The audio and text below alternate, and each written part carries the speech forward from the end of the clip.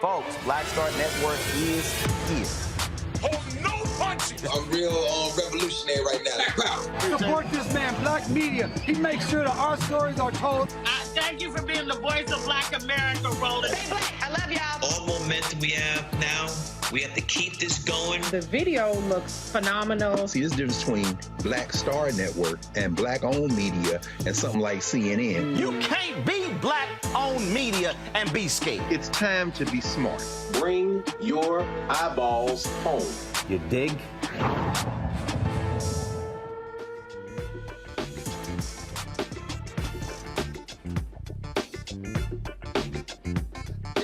December 29th, 2022. Roland Martin is still on vacation. I'm attorney Robert Patillo sitting in for him tonight. Here's what's coming up on Roland Martin Unfiltered, streaming live on the Black Star Network. The FBI statistics are showing that hate crimes are on the rise in America, showing that African Americans are still the primary group being targeted. Over 60% of single basis hate crimes are being reported by African Americans. We're going to talk to Reverend Todd Yeary out of Baltimore to discuss why we're seeing this uptick in hate crimes. Also, the Columbus, Ohio Police Department and prosecutors have raised eyebrows when a 36-year-old white male who's affiliated with white supremacist groups was able to kill 13-year-old Sinzae Reed without consequence. He was initially arrested and charged with murder. Those charges were later dropped. We're going to talk to his mother about the current status of the case and what the community is doing to help bring attention to this grave injustice. Also, Whoopie Goldberg is in hot water again. Whoopi Goldberg made controversial comments for a second time about the Holocaust, about the relationship between African Americans and the Jewish community. Remember, previously in life, she articulated that she was a non-practicing Jew and took the surname Goldberg. We're going to talk to leaders in the Jewish community about how her comments have affected the Black Jewish community and what should be done about these comments going forward. Also, a viral video sparking outrage out of South Africa, where two young African boys were swimming in a whites-only pool when they were assaulted. We're going to show that video and have reaction from our panel. Finally, Jackson, Mississippi is again facing a boil water advisory as their water crisis continues. We'll talk to a city council member about what is being done to provide water to the area. It is time to bring the funk on Roland Martin Unfiltered, streaming live on the Black Star Network. He's got it. Whatever the miss, he's on it. Whatever it is, he's got the scoop, the fact, the find. And when it breaks, he's right on time and it's rolling. Best believe he's knowing. Putting it down from sports to news to politics. With entertainment just for kicks, he's rolling. It's on go, roll, y'all. It's Roland Martin, yeah. Rolling with Roland now. He's funky, he's fresh, he's real, the best, you know he's Roland Martin now.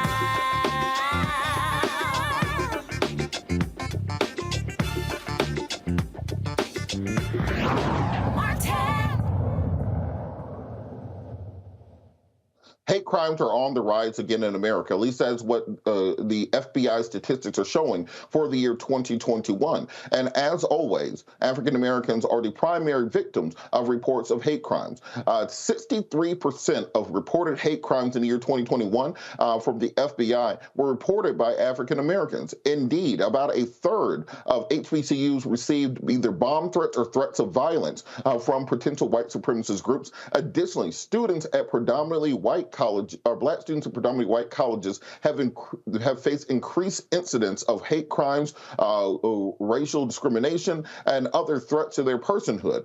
We have seen this happen throughout the country. We cannot no longer ignore it, whether it be in Charlottesville, Virginia, or if it's the Proud Boys or the Boogaloo Boys or some of these other groups that were involved in January 6th. These people are no longer hiding. These people are no longer afraid, and we're seeing this metastasize into a new form of American extremism that is becoming increasingly dangerous. Just this week, the governor of Michigan, there was a plot to kidnap her, and one of the assailants was sentenced to 16 years in prison as opposed to getting a life sentence, as most people would get. We saw the threats against the Kentucky governor during the last election cycle. Additionally, these extremist groups are increasingly becoming a threat to the national security of the United States of America, and these far right-wing extremists are well-armed, well-financed, and they seem to be more motivated than ever. Joining us to discuss this issue and some of the cases in this sphere,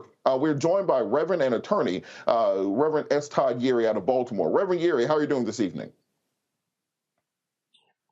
I'm good this evening, Brother Robert Patillo. How are you? I am outstanding, and I thank you so much for joining us on this Thursday evening.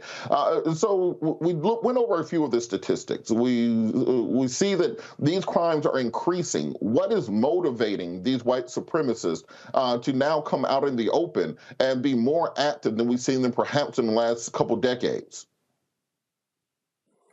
Well, I'm not sure if they're more active or we're just more aware. That's the first thing. I think because we're getting more of this information publicly, it gives the impression that the incidences are more numerous. The other piece is how law enforcement has classically treated racial animus and racially motivated crimes. And so I'm not necessarily certain that this is an uptick as much as it is an awareness shift, the hostility, the racial microaggressions that often turn into other types of challenges is nothing new. And so I'm really kind of wondering what this is versus what this isn't. What we do know is that it's more public. We do know that there was a lot of dog whistling and catcalling in the prior presidential administration. We know that there has been a brewing of these kind of right-wing militia groups going back to the election of Barack Obama. And so there has been a festering of maybe a new sort of racial animus, but I think it's really just a difference in type, not necessarily a difference in number.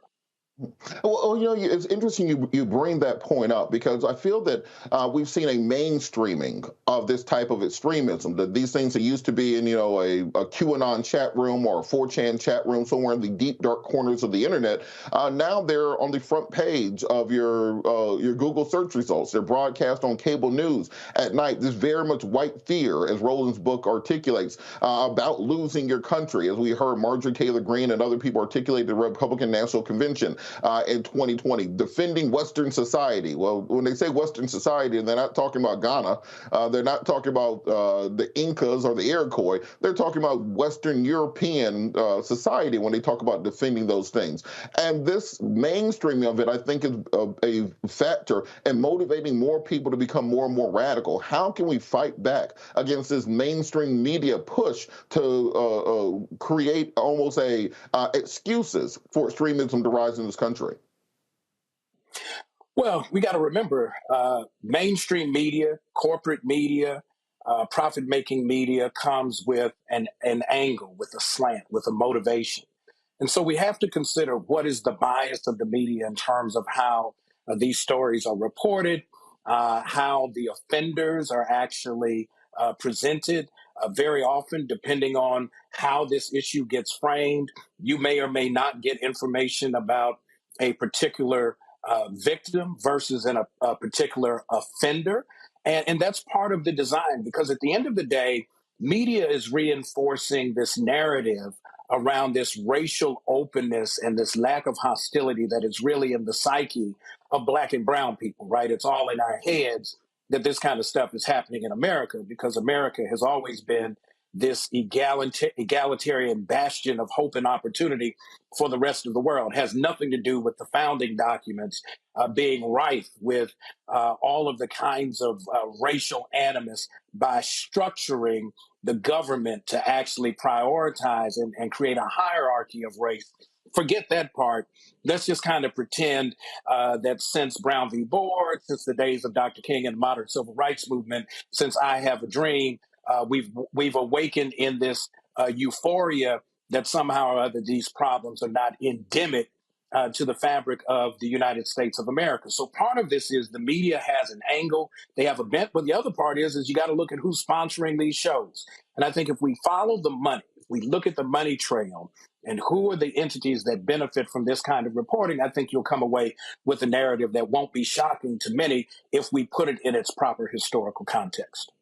It's interesting. All those corporations in 2020, when you had the Freedom Summer of Black Lives Matter and activism and marching over George Floyd, all those same corporations that said they were going to donate money to civil rights and community groups and do all this diversity and education and blah, blah, blah, blah, blah, they end up donating money to Republican candidates in the next election cycle. If you go down the donation list, a lot of those people who said they were going to donate to Black folks donate to Herschel Walker. So I don't think that's exactly what we were asking for when we were marching. And now, just legally, from a legal perspective, how exactly does somebody, or do they tabulate what the hate crimes are? Some people would argue, aren't all crimes based on hate? How do they articulate these numbers and know that there's a rise in hate crimes specifically against African Americans? Well, that's the big challenge, right? The hate crime statute actually requires some proving that there's racial animus at the root of the motivation of the actual criminal act.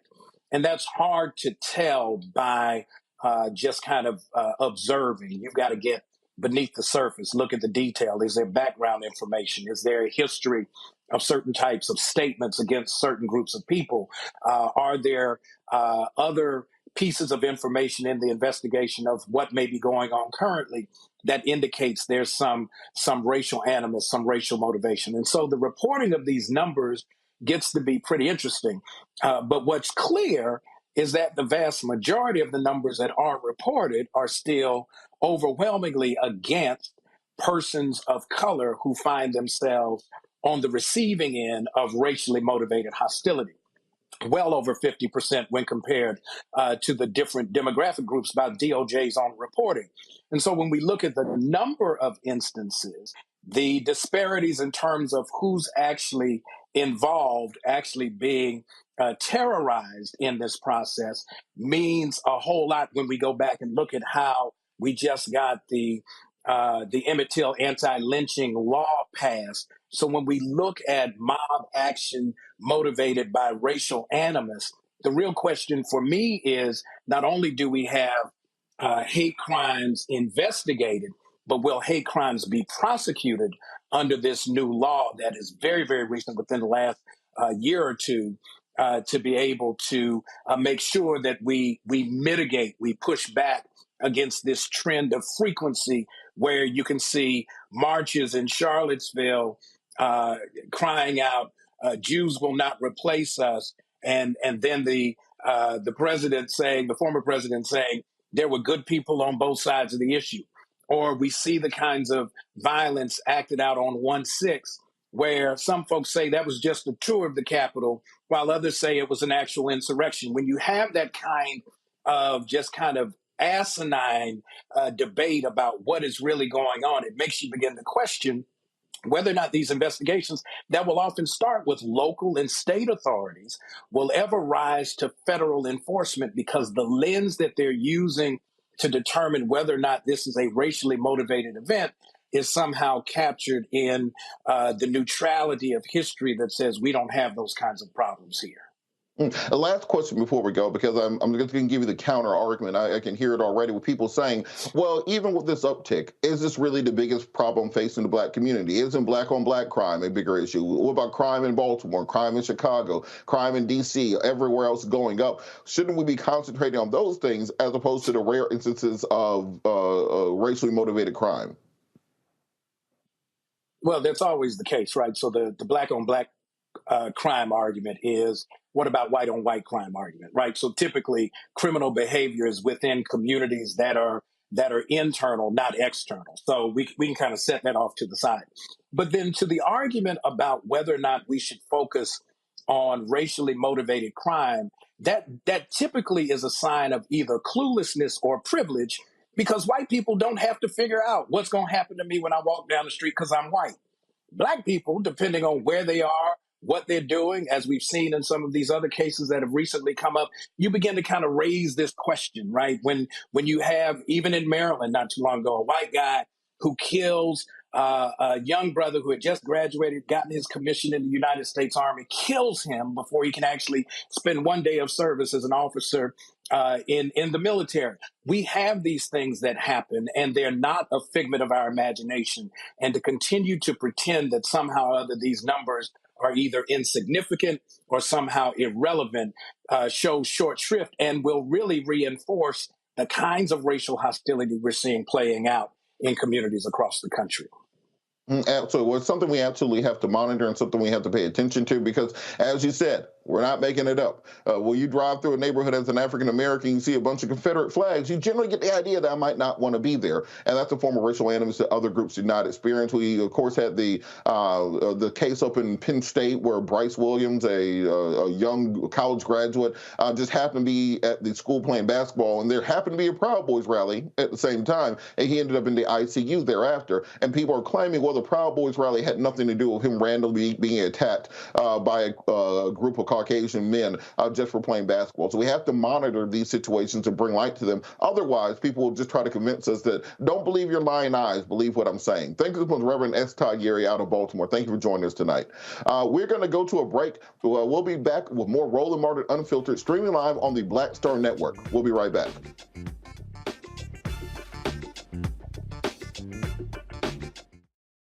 I love directing. It's a different kind of piece. I do believe that the 30 years I was acting was to prepare me for what I'm supposed to be doing, and that what I'm really am good at. But when you were acting, were you even thinking about directing? Nope. Were you? So what the hell happened? If you had asked me 15 years ago, I probably would have said, no, I don't know. I was doing Ava DuVernay's first film, I Will Follow. Mm-hmm. And during that process, I think because it was her first film, maybe she's self-taught. Absolutely. I probably gave too many suggestions, and at some point, Ava said to me, I think you're a director, and you don't know it.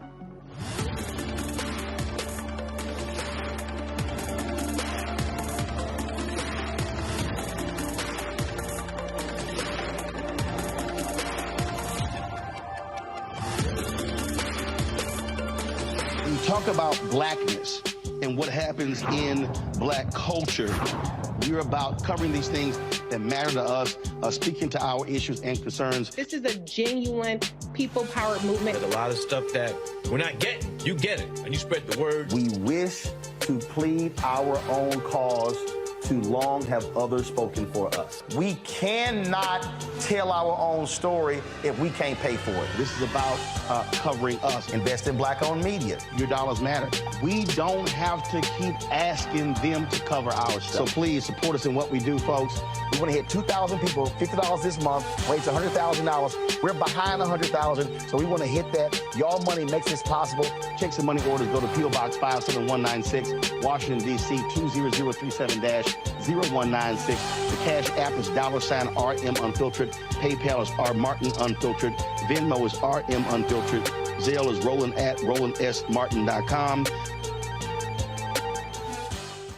Carl Payne pretended to be Roland Martin. Holla! You are watching Roland Martin, and I'm on his show today, and it's, what, huh? You should have some cue cards. Hey, what's up, y'all? It's your boy, Jacob Lattimore, and you're now watching Roland Martin right now.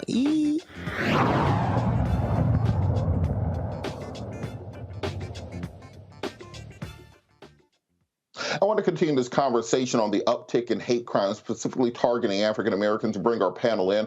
We're joined by Dr. Greg Carr, Department of African American Studies, Howard University, as well as Rebecca Carruthers, Vice President, Fair Election Center, and also conservative activist Lucretia Hughes, co-founder of Fallback Productions. Thank all of you so much for joining us. I'm going to go directly to you, Dr. Carr, on this topic. You know, the FBI statistics came out saying that 63% of reported hate crimes were reported by African Americans. We, of course, have seen the news stories throughout the year about the uptick in racially motivated violence, the threats against HBCUs. What do you think is causing this uptick in threats against African Americans? Well, it's good to be with you again, Robert. You've been doing a great job, man, hosting. And I think you all covered it with Rev Dr. Yeary, with our brother Todd Yeary. This is in the fundamental DNA of this country. There's nothing new here. In fact, I think maybe the story in terms of the FBI might be the underreporting. We know that in the 2020 report data that they had, about 3,500 agencies, police agencies around the country didn't report any data in 2020, and that number doubled in the 2021 report. There's no data in this report from Florida, a little from California, but there's no data from New York City or LA or Chicago, Phoenix. The story might be that, and in fact, some of the cities that have over 100,000 people who did reported zero in terms of hate crimes. I think to sum it up, I think you summed it perfectly before the break when you say, you know, being black in America, in the modern world really, but certainly in the United States of America, is an exercise in being gaslit all the time. You won't believe me or your lying encounters with law enforcement and with them not even chronicling what is happening, and it has been happening to African people, certainly, and not just black people, but, you know, hate crimes, we don't know what the data is. We just know that it's a lot. Absolutely. Lucretia, I want to bring you into this conversation. So Tim Scott, in the prior administration, introduced the Justice Act, which was going to address many of the issues with law enforcement when it comes to encounters with the African-American community. We saw Rand Paul introduce anti-lynching legislation in the Senate. What will it take to get a bipartisan agreement in order to deal with issues of racial violence and racially motivated crimes against African-Americans? Learn to fight. What's wrong with y'all? What's wrong with y'all? All I keep hearing is, what's going to happen? What's been happening? I'm sorry. I was raised with three fathers. One was the founding member of the Black Panther Party of Bed-Stuy, Brooklyn. Where's y'all get up and go? Where's y'all backbone? Where's you to getting out there on the street? You waiting for someone else to clean up around our neighborhoods? Why we can't do it? Why we keep pointing the fingers at everybody else? Because that blame game been happening. I'm 48 years old. I've been listening to this for all my life, and it has not stopped me. So when people are out here and wanting to attack, you attack back. Where is the backbone in our community? Where is the fathers to sweep around the front doors and actually jack our own kids up so they'll know right, so they won't be in the street? So you're talking about black on black crime because I want to. My son was murdered. Anybody give him any reverence? No. Did anybody put a statue up? No. Because it didn't go with the narrative. He wasn't killed by a white man. He wasn't killed by a cop. He was killed by his own kind. And they didn't care about what he looked like. They didn't care about where he came from. It was straight up evilness. So until you somehow be able to squash the evilness inside of human beings, you ain't gonna stop nothing. You ain't gonna do nothing but keep complaining about it. Y'all are way older than me. Where y'all been? Where you been? I'm 48. Oh well, Lucretia, I'm 38. Not so now for I know I look old. That's just the racism. sadness, That's though. not her. But That is but all her. hold on. Lucretia, but on that point, you know, we have statutes in place that specifically target groups to prevent them from target. You know, we have a Violence Against Women Act, so you are decreasing the instances of individuals who are fighting or who are targeting women. You have the anti-LGBT legislation to stop people from targeting the LGBT community. Why do you think there shouldn't be that type of legislation supporting and helping the Black community? You're not stopping it. You haven't stopped it.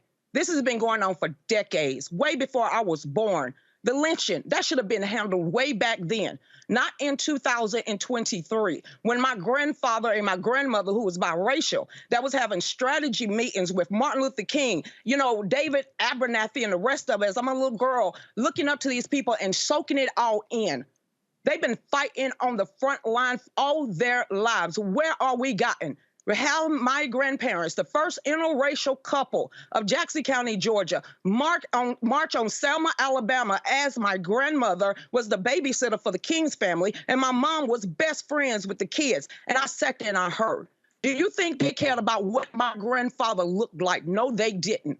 When he walked and marched on Selma, Alabama, when he got beat up by those water hoses and those dogs, he was white too. But do they get credit? Do you give these people credit? Or do you continue to point at their community as they're the problem? Like you said, most Black people won't go in a white neighborhood, but how in the world is ours still jacked up? But we're going to look on the outside, not the inside. Not the ones, the mothers and the aunties and the fathers and the uncles that sat on the front porch and looked at everybody's children and put them in line. Now you can barely say anything to anybody, child, before they get up in an uprage. So I was raised with strong, militant Black people and strong, caring white people that molded me who I am today to have biracial grandchildren that would get on the front line. I don't care about a politician. I don't sit in office because eventually some of these people have been sitting up there 2, 3, 4, 5, 6 Let's keep this and decades. All right, But now, Lucretia, give us just a second. We're gonna keep the conversation going. I do want to bring Rebecca into the conversation. Rebecca, just kind of melding the 2 points together. It does seem that the legislative solution to stopping hate crimes has not been effective. Do you think the focus has to turn to us creating policies in our own community to defend ourselves, as Lucretia posited? So I'm a lawyer, and one thing that I would say is that we need to have an official record. We need to know actually what are the hate crimes that are happening towards the Black community in this country, because oftentimes we do see an erasure. And so from a historical point of view, we need to be able to point in the future and show like, yes, this is the baseline. This is what was happening against Black folks in the United States. Because otherwise what happens is that folks will then act like in years to come that these things didn't happen. If we didn't have the museum in Alabama that actually showed the number of lynchings that happen across the country, you would still have a lot of people who would disregard it and didn't think any of those things happened. Like, here's another example. If we didn't just quote unquote learn as a society about Tulsa, people would never have believed that nearly 100 years ago that there were lots of Black communities across the country that were actually building and strong in many of the things that the other panelist is referring to. And the crazy thing is, people think that Tulsa just happened in a vacuum. But that same year, when I think it was called the Red Summer, there was over 3 dozen Black communities across the country that were similarly burned down. So we have to have a historical record when it comes to actually hate crimes against Black folks in America for us to actually understand what is actually going on. to the point of your panelists talking about the need for strong Black communities, I don't see how that is something that is diametrically opposed to actually having strong and meaningful legislation to make sure that hate crimes are properly recorded within the United States.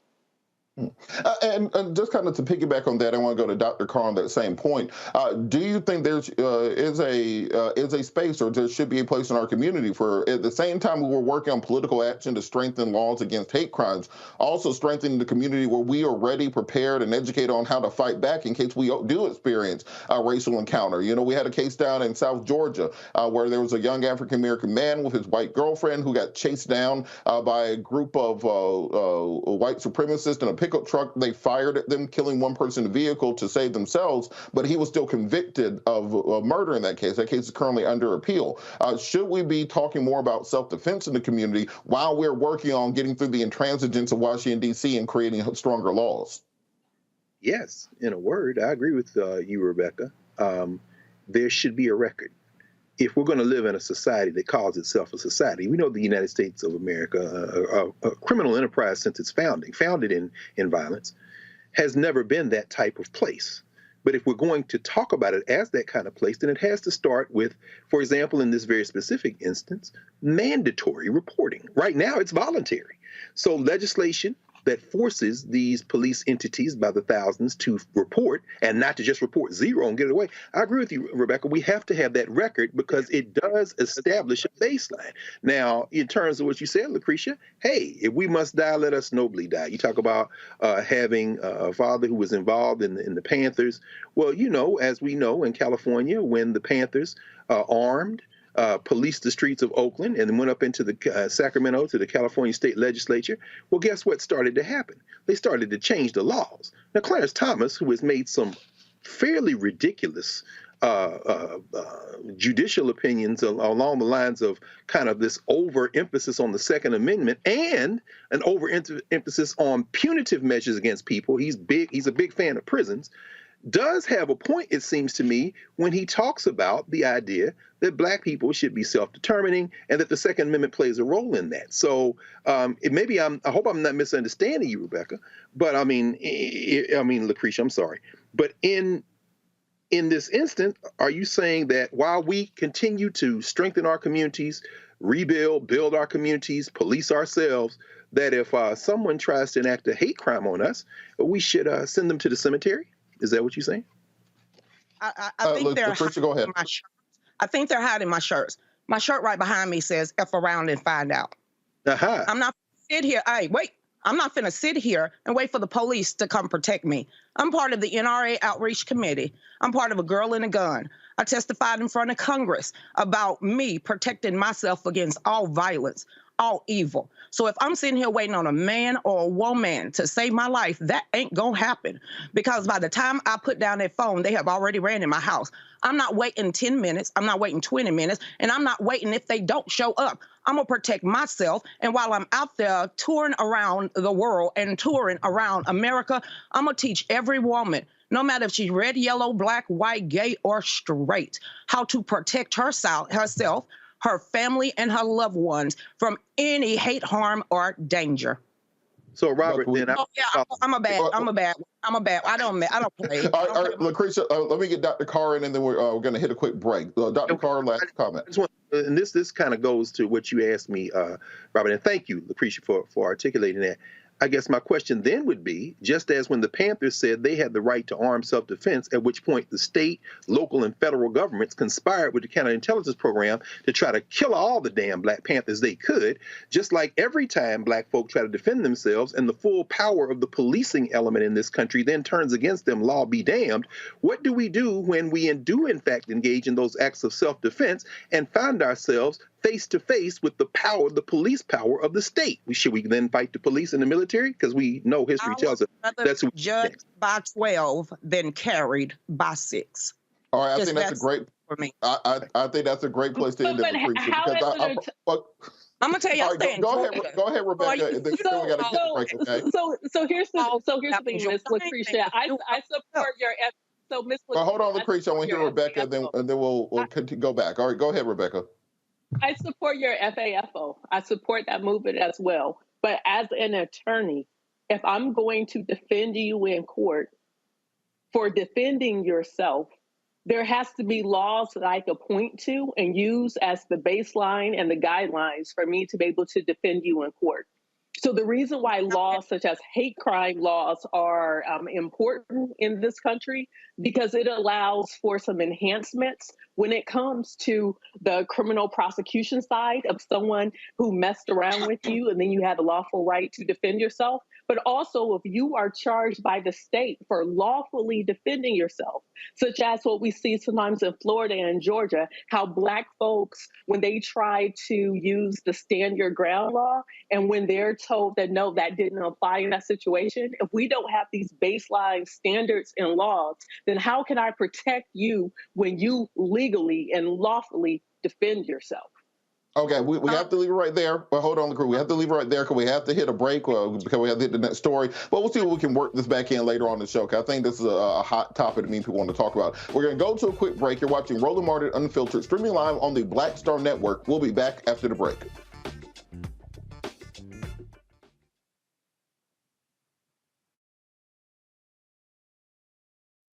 Hatred on the streets, a horrific scene, a white nationalist rally that descended into deadly violence. White people are losing their damn minds. As an angry pro-Trump mob storms the U.S. Capitol, we've seen shooting. We're about to see the rise of what I call white minority resistance. We have seen white folks in this country who simply cannot tolerate Black folks voting. I think what we're seeing is the inevitable result of violent denial. This is part of American history. Every time that people of color have made progress, whether real or symbolic, there has been what Carol Anderson at Emory University calls white rage as a backlash. This is the rise of the Proud Boys and the Boogaloo Boys. America, there's going to be more of this. Here's all the Proud Boys, guys. This country is getting increasingly racist in its behaviors and its attitudes because of the fear of white people. The fear that they're taking our jobs, they're taking our resources, they're taking our women. This is white fear.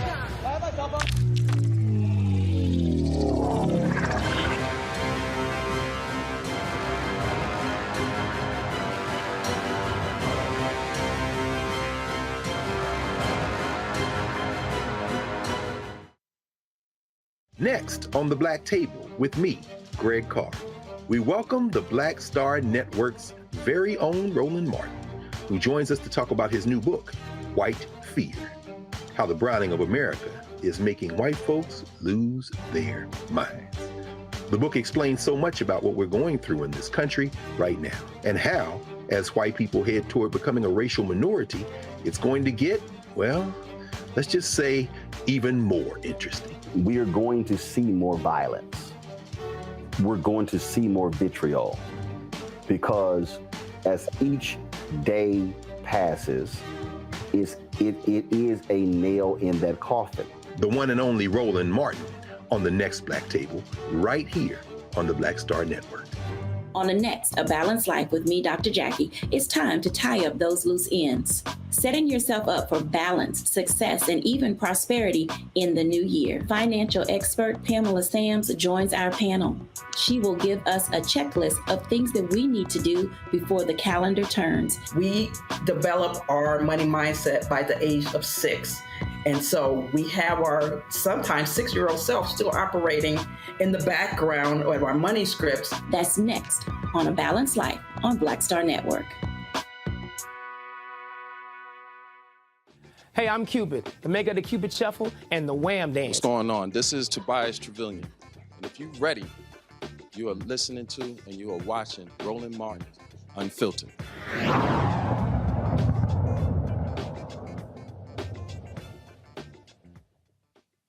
In Columbus, Ohio, the community is outraged as the assistant of prosecutors to drop charges against 36-year-old white convicted criminal Craig Butler has sparked outrage. As many of you who have followed this story will know, in October, Craig Butler Sr. shot and killed 13-year-old Sinzae Reed, then fled the scene in his vehicle. Of course, there were eyewitnesses. There was video of this taking place. Initially, Mr. Butler was charged with murder in the case.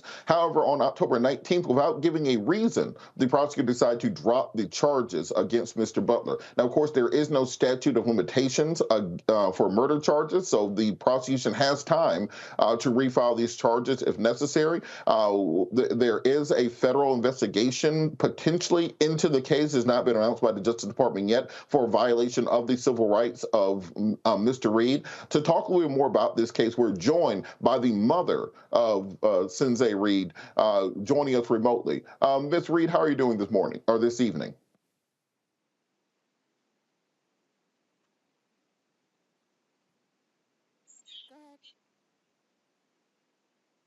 Mrs. Reed, can you hear us? Yes, I can hear you. Okay, there we go. So thank you so much for joining us this evening.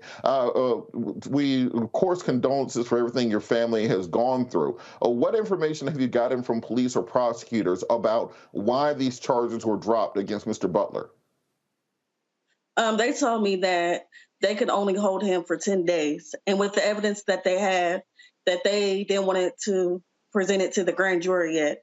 Because if the grand jury decided not to convict him, then they couldn't retry him again. And what additional information are they saying that they need in order to charge him? You know, we have eyewitnesses, we have video of what happened, we saw him flee the scene. You know, what are they articulating that they need? They said that they're waiting for the autopsy report to come back. Okay, and have they given you an estimation on that? I know where I practice, often it can take up to 6 months for those autopsy reports to come back. Have they given you any timetable on the issue? They told me the last time I spoke to someone, she told me it could take 2 or more months. And right now it's been about 3 months. And I haven't spoke to no one since then. Understood. Now, from what I've read, the community has really rallied around the family. There's a rally plan for this weekend to try to compel law enforcement to charge Mr. Butler in this case. Can you talk a little bit about the rally and the community support you've received? Okay, so a little bit about the rally. I wasn't really for it, but I was trying to wait for the justice system to do its job. But my son being Black, it's not going to happen. Even if they couldn't charge him with murder right now, he is on probation for domestic violence. So they could have held him for his gun that he's not supposed to have. Also, he was shooting in a school zone. So they should have got him for that. It's a lot of things they could have held him on if they couldn't charge him with murder right now. But he's still out. He's still a free man. We live in the same apartment complex. Well, he got evicted now, but he has family that lives out here. So he's still here. Like, he still comes here. So I need something to be done. Like, there's no way that my son should be dead and he's walking the streets a free man. Well, so you're saying he's been evicted, but you still see him in the community even after he has committed such a heinous act, and prosecutors and the police have done nothing to stop him? Nothing. I asked about getting a protection order. They told me that I could not get one until he's convicted. Wow. And so what groups are sponsoring this rally? Because we want to make sure we provide the community support necessary and reach out to law enforcement and prosecutors to find out, because as you said, I can't see this happening if little Susie was the person dead, where they're still allowing this person not just to be free, but to menace the same area, to potentially intimidate witnesses, to destroy evidence, all the things that you can do when you're out on bond. I think we lost Mrs. Reed, so I'm going to bring our panel in. Sorry, we tell Ms. Reed. I'm sorry. All right, can you hear us now, Ms. Reed? I didn't hear the question, like the phone paused or something. No problem at all. You know, we're part of that new generation where everything happens over the internet. So just like all these Zoom calls at work. But is there anything that people need to know about the rally on Sunday? Because we want to make sure that people can provide the community support to ensure that this person is brought to justice. Because I think that it's even more appalling that you still have to see this individual walking the streets and not be in custody while awaiting trial. Yeah, actually, I just seen that on Facebook. He just posted a video of my son again at a shooting range, and saying that my son tried to kill him. I told the detective about that because he's been posting the same video for months, since October, since he killed.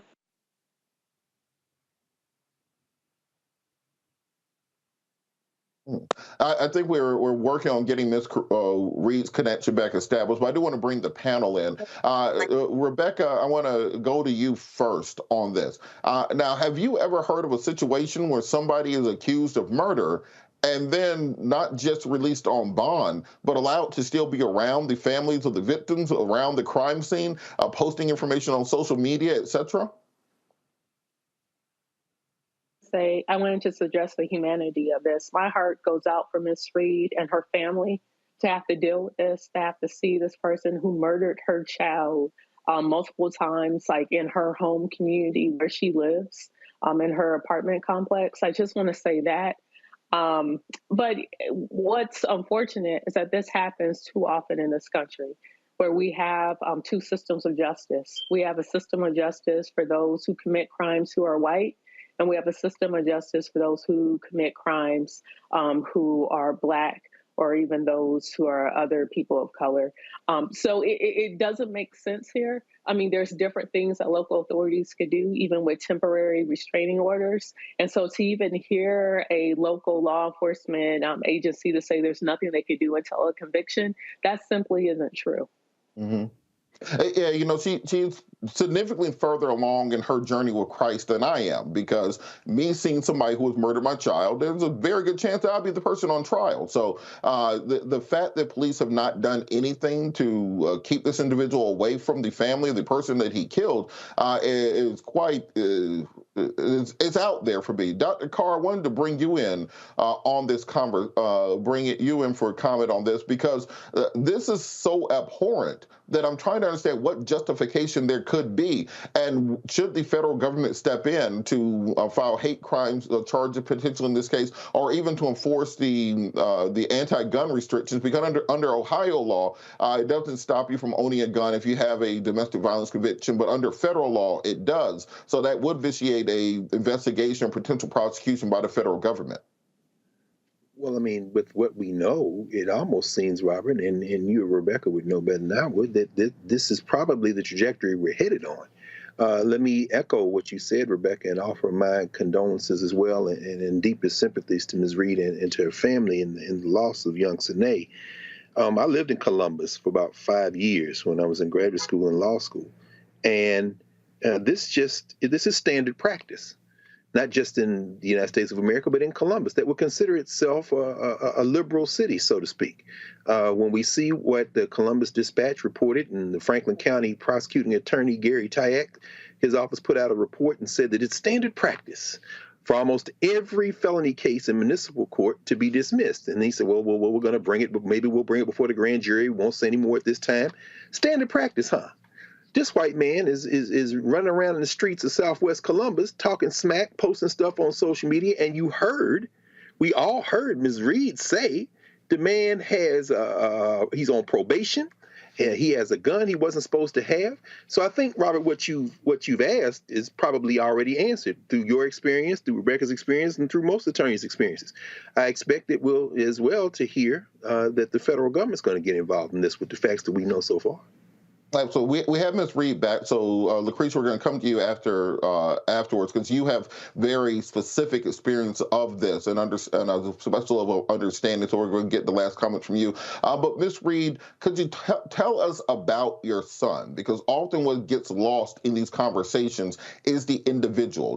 We don't need another hashtag. We don't need another name on a shirt. I want to understand your son as a human being so people can understand the humanity of this case. My son, he just turned 13. Like, he still had his whole life ahead of him. I'm sorry.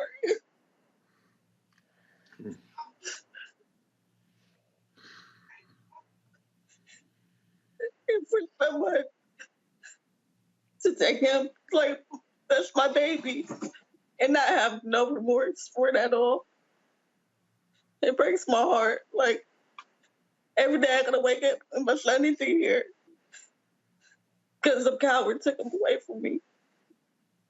And now he's trying to claim it's self-defense. Like, how could you be scared of my little baby? If anything, he could have called the police. He could have did a lot of things. But he chose to shoot my baby and then come back, stop his car, and left him for dead. This is something I will never get over. Like, I gotta live with this for the rest of my life. And the justice system's not even helping me because why? My son's Black. And of course, all of us, the entire panel, everyone here, we send every bit of support and that we can to you. What message would you give to prosecutors and police who are still dragging their feet on arresting this individual, particularly when he still is in the community, when he still has the opportunity to intimidate or alter evidence, to intimidate witnesses, to destroy videos, etc.? What message would you send to police and prosecutors about getting this man off the street? I would say that, first of all, I wasn't even notified that Craig was out of jail. So he could have came over here. He could.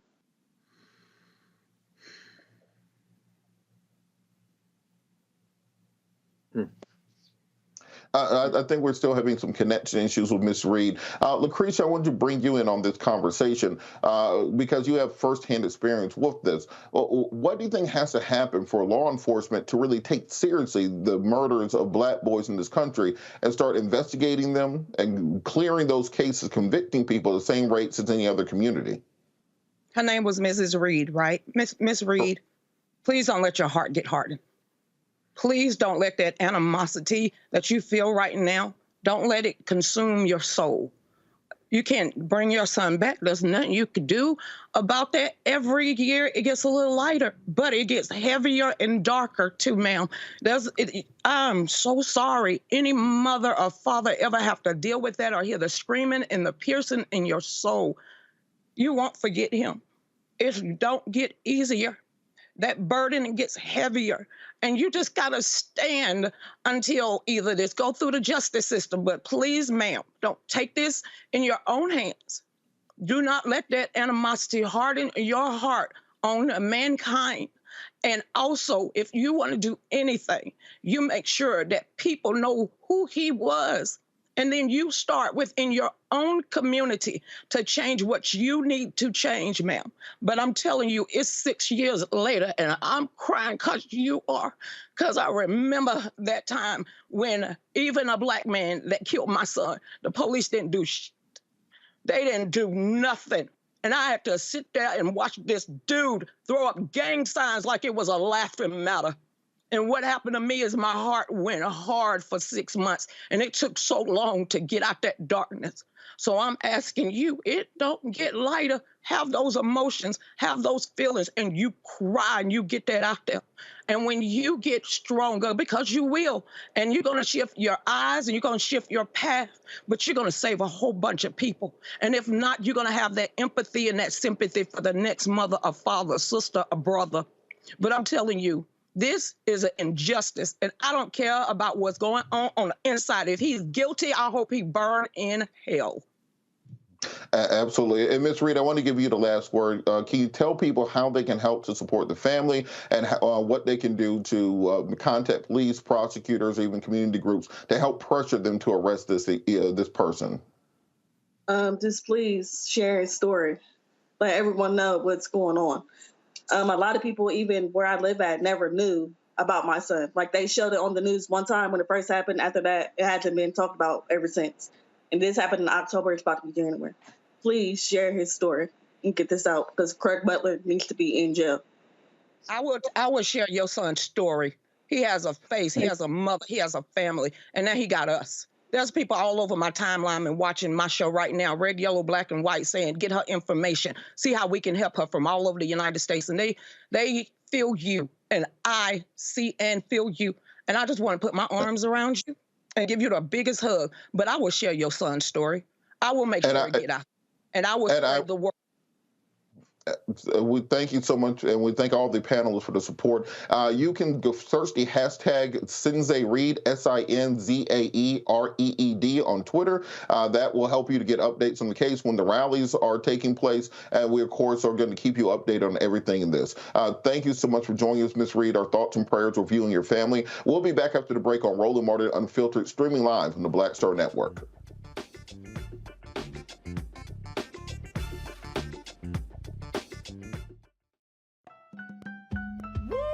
We're all in impacted by the culture, whether we know it or not. From politics to music and entertainment, it's a huge part of our lives, and we're going to talk about it every day right here on The Culture with me, Faraji Muhammad, only on the Black Star Network.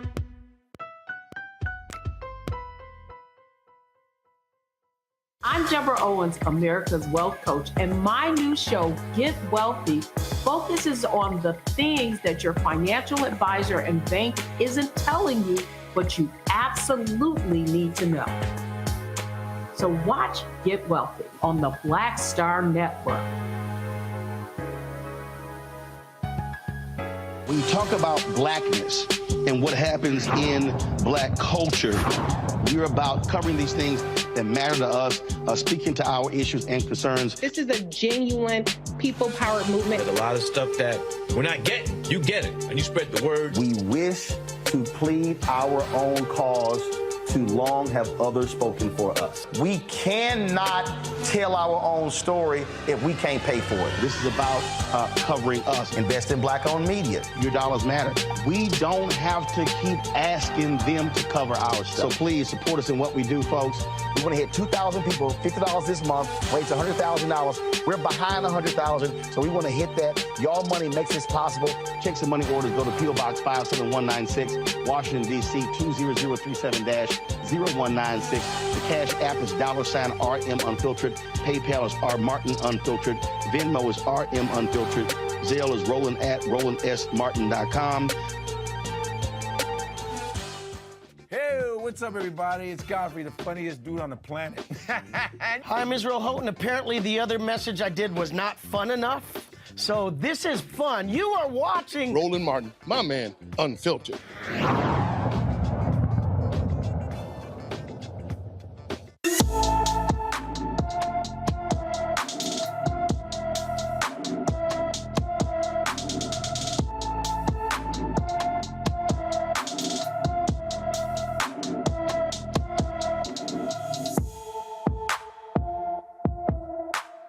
Today in Black and Missing, Yarael Ben Yehuda was last seen leaving his Rockville, Maryland home on October 23rd, 2022. He's 27 years old, is 5 feet 8 inches tall, about 160 pounds, with brown eyes and black hair. Yarael suffers from a mental condition that may impact his ability to communicate responsibly if approached. Anyone with information about Yarael Ben Yehuda is urged to call the Rockville City Police Investigations Unit at 240-314-8938. That's 240-314-8938 for more information. Of course, we want to bring all of our Black and Missing home, particularly in this holiday season when family is so important. Moving on to a viral video that comes to us out of South Africa. So for those who have not seen it, a group of white men at the Malice Port Resort in South Africa tried to keep two brothers aged 18 and 13 from using the resort swimming pool. Video captured by the sister of the two boys shows the alleged incident that took place at the pool. The video shows a white man slapping the 13-year-old, who was then thrown back into the pool. A man holds the teen underwater. This new surveillance has been released showing the moments before the attack. Police are now launching an investigation into this assault. And part of the reason we like to have a global perspective on things, particularly within the African-American or the African diaspora, is that white supremacy is not an American invention. It does not just happen here. It happens globally. You can look at the experience of refugees in Ukraine. You can look at people seeking asylum from Northern Africa and Italy and France who are experiencing discrimination. Dr. Carr, you are the expert on this. Can you talk a little bit about the fact that even after all these years and all the progress we've made in South Africa, this type of racial animus still exists? Well, I mean, I don't blame white people. They invaded South Africa, the Dutch. Still in the South African curriculum, they talk about Jan van Riebeeck in 1652. The English, hell, there's still black people who celebrate getting Rhodes scholarships. Cecil Rhodes and all his criminal enterprise down there in South Africa. the great Voortrekkers, who are the pilgrims of Southern Africa. The stories they tell about the pilgrims here in Manifest Destiny later on in the United States, they tell the stories in South Africa about the Great Trek, the Voortrekkers as they move. They still have monuments in South Africa. I said a lot to say that white people really feel threatened in South Africa, and those who are deep white supremacists are trying to preserve their identity. Here's where they come into a problem. And we've seen recently in Cape Town, there was a nightclub incident, I believe. You saw black people, coloreds, and whites. And I hate to use those three categories, but that's the tripartite system that was set up there. In May at Stellenbosch University, which is in some ways the brain trust of apartheid, there were protests because a white student was seen urinating. There's a video of him urinating on the belongings of his black roommate. And finally, in Bloemfontein, this is where this is coming from. It's about 4 hours out of Joburg, there in South Africa. You see these white people, mostly adults, pushing back these young black people. But here's where you come to the problem, Robert, and I'll end with this. Oh, white people are the deep minority in South Africa. And I've taken students to South Africa many times. And, you know, it's interesting because with all of the challenges that country has to this day, challenges of class and politics and all that, one thing's for certain. The generation of Nelson Mandela is just about finished making physical transition. And they used to say, look, the old man is kind to y'all, but when Madiba goes, we're going to settle some scores. They better be real careful on who they push on in South Africa because they might get pushed into the damn Indian Ocean or the Atlantic. You know, one of the coldest lines of the last 20 years in hip-hop was Lupe Fiasco and Diamonds from Sierra Leone, where he says, Cecil rode so war and genocide into the countryside just to get his shine on. I see what De Beers and his peers used to do to give kids a lifetime bid just to cut and shine stone. We don't hear that in hip-hop anymore, so I'm just putting that out there. Lucretia, I kind of know what your answer is, but is it time that we stop teaching people to, you know, turn the other cheek and be nice to these folks who try to strangle you? How you know what I was just going to say, should we start teaching? Okay? Lucretia, hold on. Should we start teaching young people self-defense in situations like this when it comes to dealing with these encounters with people who are trying to racially discriminate and bully them, as opposed to, you know, hoping we get it on video and somebody does something later? I'm going to say this again. Don't assume me. Do not assume who I am because you think that because I am a conservative or a Republican or anything else. I'm a woman and I'm a child of God and I know what I believe. No one else knows what's in my head or in my heart. So if you ask me a question, I can address that question, but never feel like you know me or assume that you think that I'm thinking the same thing you are. Don't do that to me. Don't ever do it to another person or a person on your panel. You treat them fairly and you give them their point of view, not try to put something in their head or you think I might say. You know, and I could have flipped the script and said, hey, you better ride out and do what you got to do to protect your community. That's what I probably would have said. But like you said, you know what I was about to say, so let everybody know what I was about to say. I was going to say exactly that I think it's time to start teaching self-defense to young people, that in addition to hoping that we get it on video and that law enforcement will come and help, I think we need to put people in a position where just in case those things don't happen, that they are able to protect themselves if they are assaulted by a group of bullies, whatever their motive might be. Am I close? That would have been great if you would have led off on that, but when you said, I know what you're about to say, so I can't stand that. That's the point. I'm not Candace Owens or anybody else you've met. I'm Lucretia Hughes Kluken, that was raised and had 4 babies before she was 20, lived in the projects, crawled out of it, went to college, got my degree, made sure my children did not make that generational curse. And you think you know me because I got an R behind my name. They don't like me either because I don't agree with them. So I don't agree with half of the stuff y'all are saying. But God made me as an individual woman. You treat me that way. Or you can always just go black. That's either or. But please don't ever assume you know me. I have to battle you. I have to battle the Republicans and Democrats. No more of that. I am red, yellow, black, white, and gay and straight. And I was born in America and I rep we the people. Lucretia, you realize we agree on this, right? We're not arguing. I don't know, because you were the one to tell me that I was getting ready to say. So I'm waiting. We're on the exact same page on this, Lucretia. I will go to you. I'm going to go to you.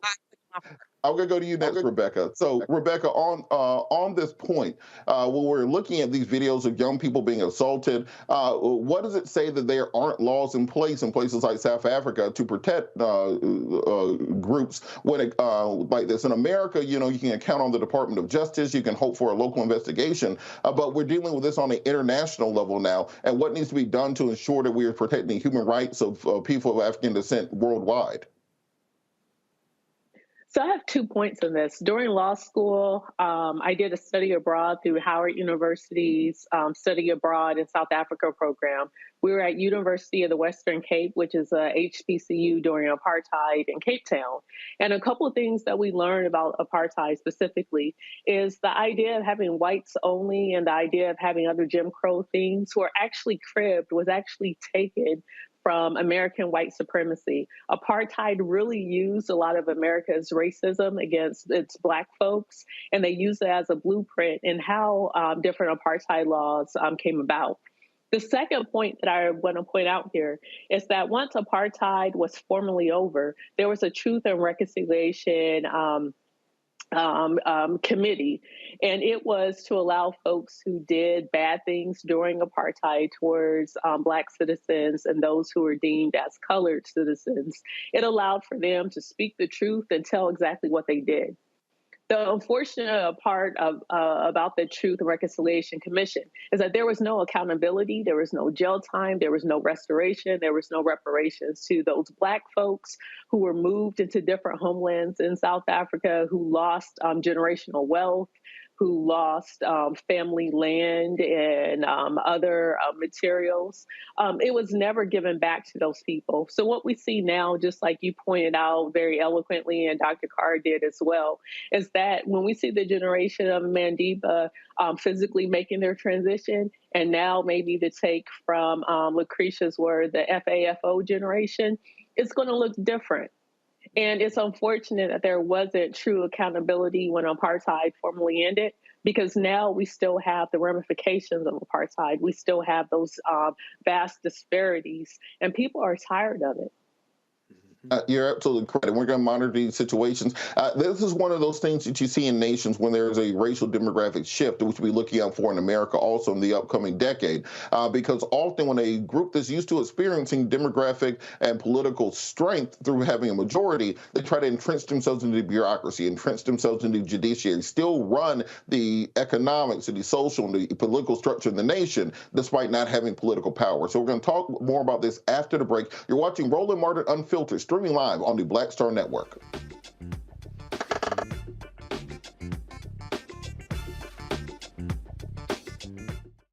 I love directing. It's a different kind of piece.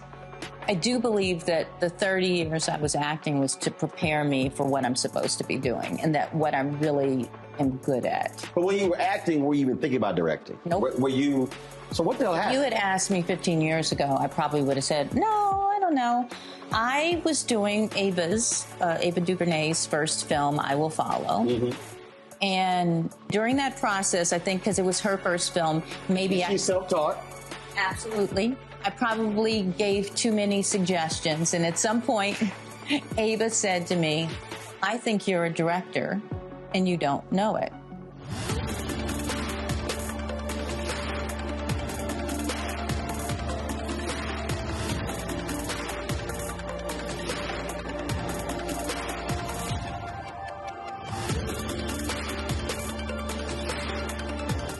I'm Deborah Owens, America's Wealth Coach, and my new show, Get Wealthy, focuses on the things that your financial advisor and bank isn't telling you, but you absolutely need to know. So watch Get Wealthy on the Black Star Network.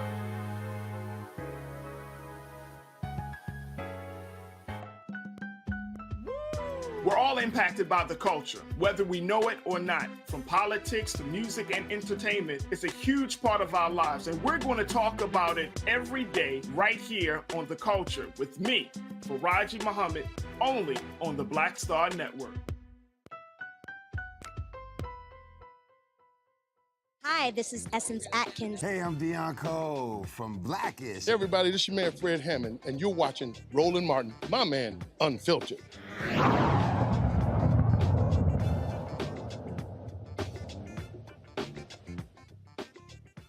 Activists in the Jewish community are calling on ABC to fire comedian and host Whoopie Goldberg from The View after, for a second time in just a year, she's made controversial statements with regards to the Holocaust in the Jewish community and what were the root causes of the deaths of nearly 6 million Jews at the hands of Nazi Germany. In a statement with the UK paper, the Sunday Times, Goldberg tried to explain away her previous comments by saying, and I quote, I'm going to read this, it doesn't change the fact that you could not tell a Jew on the street. You could find me. You couldn't find them. That was the point I was making. So you would have thought I had taken a big old stinking dump on the table, but now, Goldberg continued, Goldberg also claimed that Nazis targeted people of African descent and Jews because they were physically different. She also suggested that Jews had an easier time blending in with white people and hiding from the Nazis than black people did at the time of the Holocaust. Now, of course, Whoopi Goldberg was suspended from The View earlier this year for her comments about the Holocaust. Joining me now is Jewish and Black American community leader Marie Fisher, the director of the community outreach at Herut in Summerfield, Florida. Marie, how are you doing this evening? Oh, good. Thank you for having me. Well, thank you so much. You know, I've got a few Black Jewish friends, but it's always good to hear directly from you because you do so much work in the community. Can you talk about why there's so much outrage over Goldberg's comments about the Holocaust? Well, first of all, I think the first outrage comes from, she said practically the same statement a year ago. She turned around and apologized, and everybody took it as that she was sincerely apologizing. And then she said almost the exact same statement again. It's like almost she doubled down. So you can see where the outrage comes from because we've also had other people, different races, different nationalities who've said things and they've doubled down. You know, they've made like they've apologized. They haven't really apologized. So that's part of the reason. Part two is for her to say that it was, you know, whites going against whites, that Jews didn't look any different. And to say that that's, you know, you're basically saying all Jews are white. And I've learned just from growing from my years that that's far from it. I mean, in Europe, Jews did maybe look like they're Germans, but a lot of them did not. So for her to say that it was white and white, they couldn't tell, Germans didn't care. The Germans went in, they went through records, they would look through records of churches to see who was, who wasn't. This wasn't they were looking for people on the street. They actually went and did research and finding out who was Jewish and who wasn't. I mean, come on, they even went back as if your grandfather was Jewish.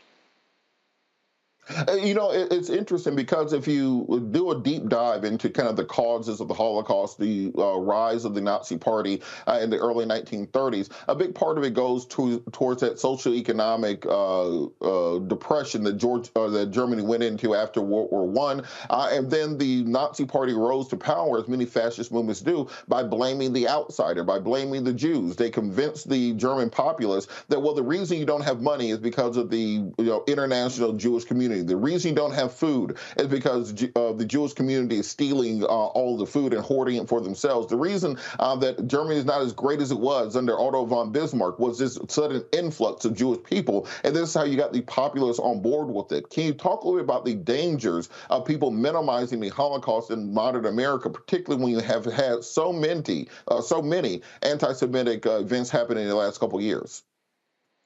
Because you're going to see history repeat itself. Like it says, if you don't study history, you are bound to repeat it. And when people start pointing to outsiders, it doesn't matter if you're Jewish, it doesn't matter who you are. If you look in history, when one group points to another group saying, you know, you don't have A, B, C, and D because this outside group, that leads to problems. We saw it with, you know, one thing people don't talk about, and Jews and Armenians talk about the Armenian Holocaust that occurred in the 1920s. That was also very similar, where people were accused, you know, because they're outsiders, and it could happen again. It happens over and over. You saw it happen in Africa with the Tutsis. I can't remember the other group, but again, they pointed out, oh, because they're different, they're outsiders, we need to get rid of them. It's dangerous in this society. It's always been dangerous. And for people to blame the Jews, you know, they say the Jews with the blame for the Holocaust because they were outsiders. If people look deep into Nazi history and what Nazis were about, they were against a moral society. And a lot of people say the main reason why they, aimed for the Jews is because they felt the Jews were the source of morality. For if it wasn't for Judaism, if it wasn't for Torah, you wouldn't have Christianity, you wouldn't have Islam, you wouldn't have the Judeo-Christian, I'll say even as Islam, Judeo-Christian Islam ethics that you have throughout the world, which actually make up a lot of the laws and rules of most Western societies. Why do you think even until this day, when we have supercomputers in our hand, where you can look up any piece of information that has pretty much ever existed in the history of the world, we still have this level of ignorance when it comes to the historical nature of the Jewish community, and we still have this level of scapegoating and otherism and otherizing of the Jewish community that we've seen recently? Because it's too easy for anybody to be told what they should know instead of people actually bothering and researching. And that goes for any group. I mean, even as, I'm Black and I'm Jewish, there are a lot of things that went on in Black history that a lot of Blacks don't know about themselves, or whites don't know about Black history. Same for Jewish history, because people aren't willing to research. A good example, like Whoopi says, oh, it was about whites. One thing when I went through my research, I looked through and saw where Ethiopian Jews during World War II were also subjugated to a Holocaust. The Italians, who were the Nazis, their allies, were trying to get rid of the Jews in Ethiopia. They survived, they got through it, and they even tried to get their leader, their Emperor Selassie, to have the European Jews come to Ethiopia to save them. So that was information that I never knew just by going through and researching. Can you talk a little bit about what should happen to someone like Whoopi Goldberg? Because clearly there seems to be a cycle and a pattern. Do you think this is something where she should be suspended again? Should she be terminated? And if this was, let's say, a conservative voice saying this as opposed to Whoopi Goldberg, who's very active in the progressive community, do you think the punishment would have been the same? I'm not sure. Because first of all, I'm not one for cancel culture. But I really think there needs to be more education. You know what, if you don't want to fire her, then you know what, bring more education on The View. Bring more people on who can refute her, who can show her, hey, A, B, C, and D, this is history. These are the facts, not what your opinion is. And, debate her. Have someone who can truly debate her and let people see how flawed her statements are. Now, there's always been this, or historically been a fair amount of tension between African-American communities and Jewish communities. Most recently, we've seen Kanye and kind of blaming Jewish people for everything that has happened negative to him, everything from losing his wife and his family to losing sneaker deals, etc. What can we do to start bridging that gap and having more communication so that we don't have this racial scapegoating? Because at the end of the day, the same people who dislike the Jews are you the same people who dislike Black people. So it seems like we should try to get on the same side of things. We should. I mean, you look through history, the two things that kept both Blacks and Jews strong over all the centuries was family and education. I remember when I was growing up, my parents pushed family and education, and now I'm in a Jewish community, it's family and education. Those are the two things that do work for both communities. And as long as those go away, you have problems. But as Blacks and Jews, there are lots of organizations out there that are working towards. I work for an organization called Herut, and that's one of the things we work on. We work on for Blacks and Jews everywhere to work together, especially working towards Israel. There's also another great organization called the Institute for Black Solidarity for Israel. They also work together with Black churches and bringing Blacks and Jews together. There are groups out there who are trying, but unfortunately you don't hear those. You hear about, the Kanye, the Kyrie, the Whoopi Goldberg. Those are the ones that are making the biggest noise because that's what the media is pushing. But in reality, there's still Blacks and Jews who are working together, that still respect each other, that work in hand. I mean, if you look at a lot of, especially the Orthodox Jewish neighborhoods, you will find them in Black communities. And some people wonder why. Because a lot of times when segregation was occurring back, or segregation of white flight, a lot of Orthodox leaders stayed put. In fact, even the Lubavitcher Rebbe told people to stay put in Crown Heights. Yes, it led to clashes and some issues, but overall, you look at Crown Heights now, and it's a growing, flourishing community with both Blacks and Jews together.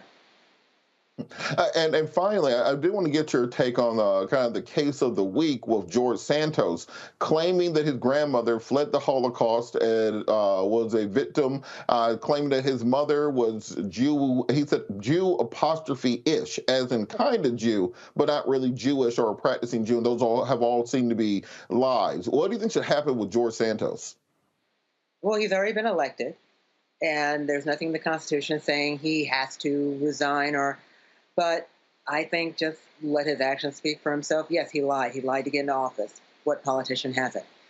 Let him prove himself. If he's not worth being a congressman in 2 years, people will vote him out. But if he's worth his weight in gold, despite all his lies, even though I don't like that, I don't like people to lie to get in office. But if he does right by his constituents, let them decide in the end. All right. Well, thank you so much for joining us, and thanks for helping us to start bridging this gap between the Black community and the Jewish community. Because if you look at the civil rights movement, a lot of those people who got killed during the Freedom Rise and in Mississippi and the backwoods of Alabama, etc., were Jewish activists from the North who were coming down to help fight for civil rights here in the South. Thank you so much for joining us.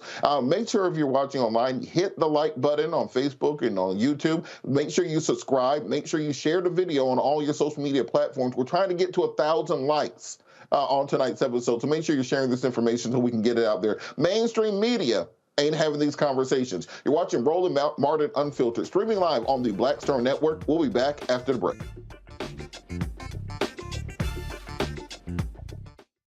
Hatred on the streets, a horrific scene, a white nationalist rally that descended into deadly violence. White people are losing their damn minds. As an angry pro-Trump mob storms the U.S. Capitol, we've seen shooting. We're about to see the rise of what I call white minority resistance. We have seen white folks in this country who simply cannot tolerate black folks voting. I think what we're seeing is the inevitable result of violent denial. This is part of American history. Every time that people of color have made progress, whether real or symbolic, there has been what Carol Anderson at Emory University calls white rage as a backlash. This is the rise of the Proud Boys and the Boogaloo Boys. America, there's going to be more of this. Here's all the Proud Boys, guys. This country is getting increasingly racist in its behaviors and its attitudes because of the fear of white people. The fear that they're taking our jobs, they're taking our resources, they're taking our women. This is white fear.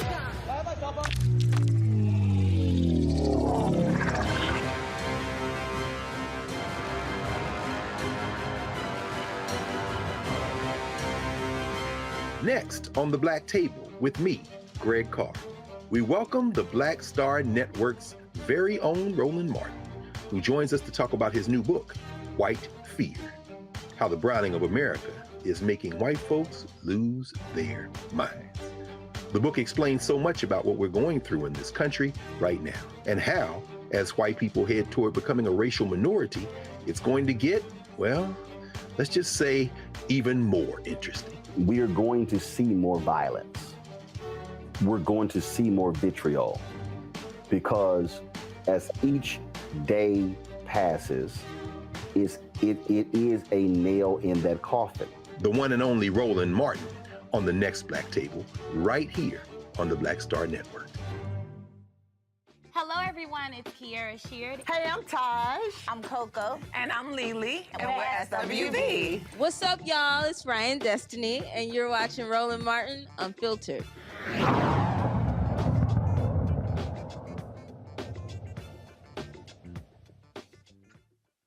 So we're going to go to our panel, continue this discussion on what Whoopi Goldberg said, and should she be suspended? Should she be fired? Should she have to make another on-screen apology? And we'll go to you, Rebecca. Just kind of legally, what should happen to Whoopi Goldberg? There's nothing in her contract saying she can't say things about the Holocaust, but would ABC have a leg to stand on if they wanted to terminate her with cause for doing so? Well, I think something that we have to acknowledge here is even the language with how we talk about the Holocaust has changed a lot over the last 30 years. When we were listening to the previous guest, I was thinking about the first time when I visited the Holocaust Museum in the late 90s, the United States Holocaust Memorial Museum that's located in Washington, D.C. And if I remember correctly from that school trip, we were told about the upwards, I think, 20 million people who died at the hands of the Nazis. And so what's interesting, when I just pulled up the actual definition of the Holocaust from the Holocaust Museum, is that it specifically talks about the systematic state-sponsored persecution and murder of 6 million European Jews by the Nazi German regime and its allies and collaborators. And so one thing that I have noticed when I look at the language that a lot of Holocaust museums around the United States uses, it does center and talk about the 6 million European Jews. And that is different language than the language that we heard in the 90s, where there was references to the other millions of people who also died during that, what is now called the Holocaust period between 1933 and 1945.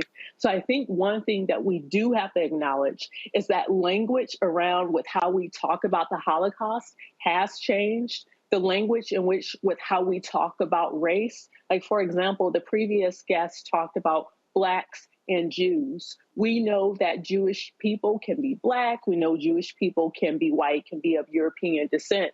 So even when we use those words, sometimes we use those words to distinguish the two groups when sometimes there's overlap. There are Black folks who are Jewish. So I think we do have to take a step back. We actually have to hear people out and understand what it is that they're trying to communicate. And we have to acknowledge that language has changed around us in the last 30 years. And once again, what your previous guest said, I think is very important, is we have to spend the time to educate ourselves, but also to educate our society on how we even talk about this and how we talk about the Holocaust, because the language is simply different than what it was, like I said, when I took my school trip in high school. Dr. Carr, I think that we have to acknowledge and pay homage to the Holocaust of the European Jews, of course, but I think there needs to be part of a broader conversation. I'd love to also put much emphasis on the Holocaust of King Leopold in the Congo, or the Armenian genocide, as was mentioned during the World War I, where the Ottoman Empire, now Turkey, literally displaced something like 20 million Armenians to the middle of the desert and let them starve to death.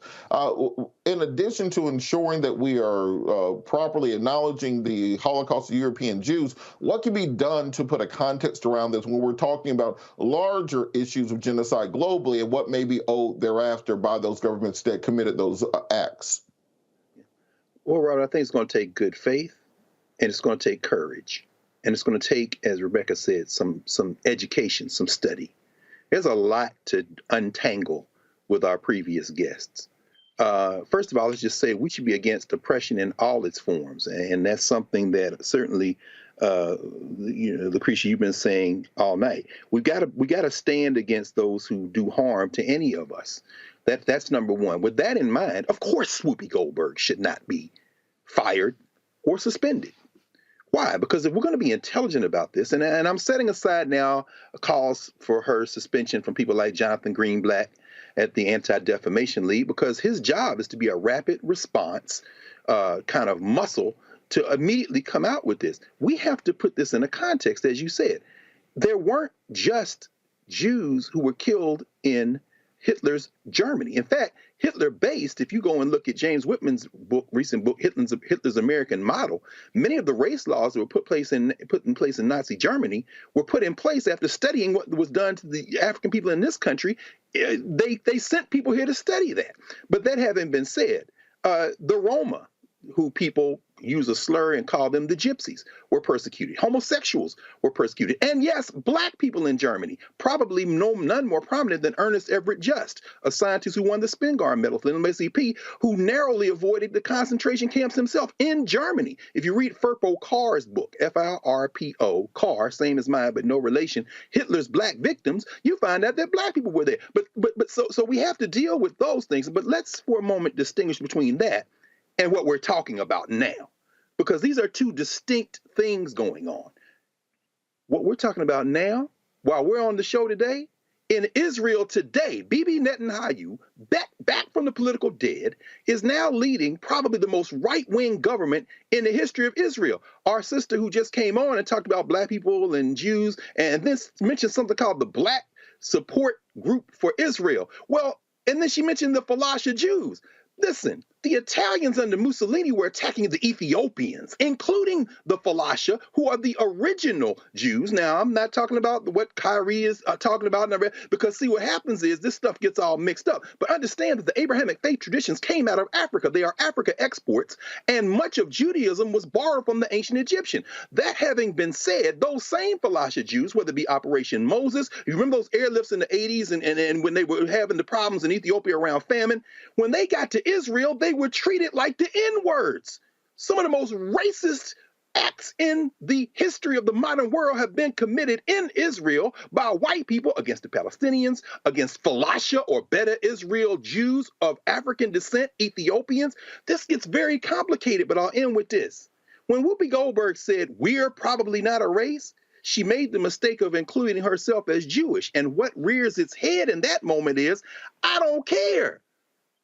If you say anything, you are now going to enter the political minefield of contemporary politics as it relates to Israel, the state of Israel. It's a very different thing. And you can't be black and Jewish. Yes, technically you can, but when you say we're probably not a race, they heard you said white people, that Jews are not a race. I said we.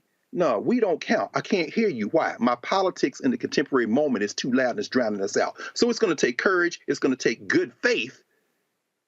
And I don't know that either of those things are in enough supply for us to have an intelligent conversation about this. Dr. Carr, I want to stay with you on that point because I think that the Jewish community does a great job of, as you say, having a rapid response department. That the minute something happens, whether domestically or internationally, they are able to push that out into the media. They can have those things denounced. We saw in the Kanye situation, Rahm Emanuel's brother sent out one tweet and Kanye was broke a few minutes later. What has to happen in the black community for us to have that same sort of human anonymity when it comes to the same sorts of slights and the same sorts of questions when it comes to the black folks? Well, Robert, I'll say this. We know that the black community is not a monolith. The Jewish community is not a monolith. In fact, I wouldn't even call them communities because we have to be very careful. I mean, Amari Stoudemire is Jewish, for that matter, and has lived in Israel. He's a basketball player. You understand what I'm saying? So, I mean, it becomes very broad. What I think it would take is, again, good faith and not immediately jumping to force a conversation in a way that will only result in violence or a violent reaction. What do I mean by that? Certainly no one, certainly not me, and I don't think anybody here would endorse Kanye West's kind of broad, kind of vitriolic diatribe. At the same time, we have to understand that the response to that simply backs the black community, so to speak, into a corner because we can't have honest and open conversation. There's a very interesting book called by Mark Bollinger called Black Power, Jewish Politics. It's about how Jewish communities in the United States in the 1960s and 70s, looking at black nationalist and Pan-African formation, took a lot of cues from how black people were getting together. And this is when you see the rise and the kind of proliferation of something that existed before, but really begins to move in terms of Jewish day schools and these kind of pride organizations that came together. There's a lot of evidence of cooperation that goes beyond just the civil rights movement, although that is there, as you mentioned. But what it's going to take for us in terms of black people, if we wanted a rapid response team like that, go back to the Garvey movement, who said, look at the Zionists and how they're dealing with Palestine. Black people need to do the same thing. Well, see, we can't do that. Why? Because it is in the interest of the United States foreign policy, as you know well, to support Israel in the way that it is supporting it. And that is bipartisan. You better not try to mess with that foreign aid money that goes to Israel. Well, if you're a black American, particularly if you're one that anchors yourself completely around this American flag and doesn't look globally in terms of some form of solidarity between African people and other places, you can't model that. Why? There is no rapid response team for the American Negro as long as we are wrapping ourselves around that flag. Israel is able to influence the world the way it does in part because there is a global solidarity around the concept. I'm not critiquing it. I'm not endorsing it. I'm just observing it. And I'm saying if we want something like that, it's going to take us going beyond these national boundaries and beginning to see each other in a form of solidarity. And we can take a lesson from Israel in that regard. Absolutely. Lucretia, I want to get your thoughts on George Santos. While we brought it up, him claiming to have a Jewish grandmother who survived the Holocaust, apparently lying about everything. What do you think should happen to somebody like that who lies to get into office? Welcome to United States politics. I'm sorry, Republicans and Democrats. Who's still lockstep and believe these people?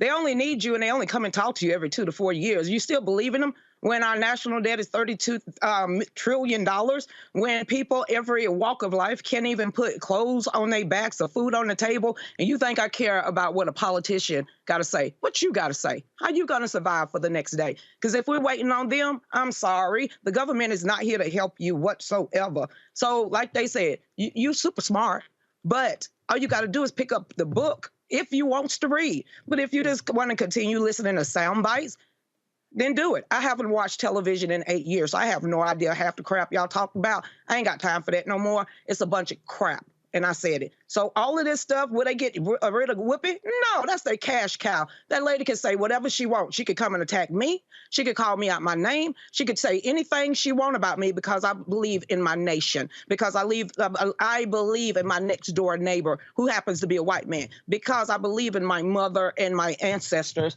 and I believe what this woman taught me. So it doesn't even matter. Me holding up this picture probably made a whole bunch of people twerk a little bit because they mad. At least I know my past. At least that school teacher she refused for me to be ignorant. At least my father made me read a book every week. And at least they said, if you want to be smart, pick up a book, because most people won't. At least you'll be 90% smarter than the next man. So for everyone to be super smart with a computer in their hand, turn off the TV, research for yourself, and digest and use your common sense. So I'm going to remember who my ancestors, who they truly was. That woman was a school teacher. I got a doctor. She was the last slave. So all these people that they say that we are exceptional. We're not exceptional. This is the norm in the Black community. So I don't know what to tell y'all. I don't know what television y'all are watching. I'm sorry, use my own logical mind. I'm not going to listen to what anybody else got to say.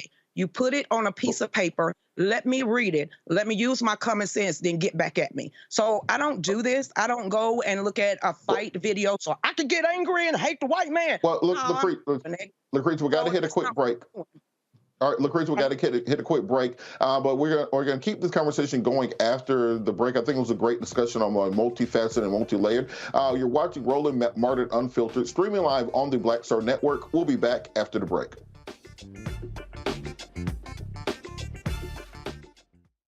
I love directing. It's a different kind of piece. I do believe that the 30 years I was acting was to prepare me for what I'm supposed to be doing and that what I really am good at. But when you were acting, were you even thinking about directing? Nope. Were you? So what the hell happened? If you had asked me 15 years ago, I probably would have said, no, I don't know. I was doing Ava DuVernay's first film, I Will Follow. Mm-hmm. And during that process, I think because it was her first film, maybe She's self-taught. Absolutely. I probably gave too many suggestions. And at some point, Ava said to me, I think you're a director and you don't know it.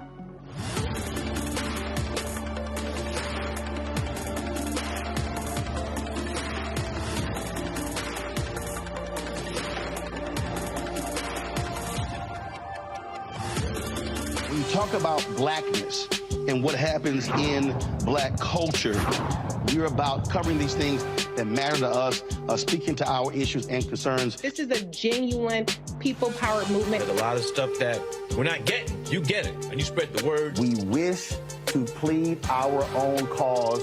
Too long have others spoken for us. We cannot tell our own story if we can't pay for it. This is about covering us. Invest in Black-owned media. Your dollars matter. We don't have to keep asking them to cover our stuff. So please support us in what we do, folks. We want to hit 2,000 people, $50 this month, raise $100,000. We're behind 100,000, so we want to hit that. Y'all money makes this possible. Checks and money orders go to P.O. Box 57196, Washington, D.C. 20037-0196. The Cash App is $RM Unfiltered. PayPal is R Martin Unfiltered. Venmo is RM Unfiltered. Zelle is Roland@RolandSMartin.com.